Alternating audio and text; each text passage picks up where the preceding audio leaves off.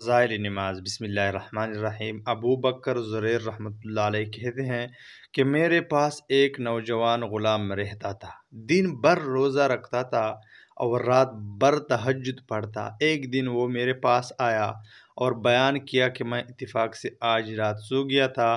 ख्वाब में देखा कि मिहराब की दीवार फटी, उसमें से चंद लड़कियां नहायत ही हसीन और ख़ूबसूरत ज़ाहिर हुई, मगर एक उनमें निहायत बदसूरत भी है।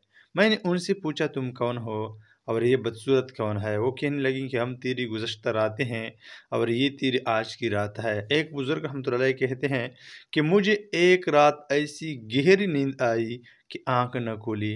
मैंने ख्वाब में देखा कि एक ऐसी निहायत हसीन लड़की है कि उस जैसी मैंने उम्र भर नहीं देखी।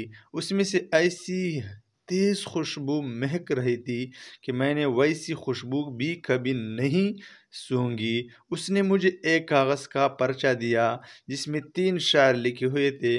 उनका मतलब ये था कि तू नींद की लज़्ज़त में मशगूल होकर जन्नत के बलाखानों से गाफिल हो गया, जहाँ हमेशा तुझे रहना है और मौत भी वहाँ न आएगी।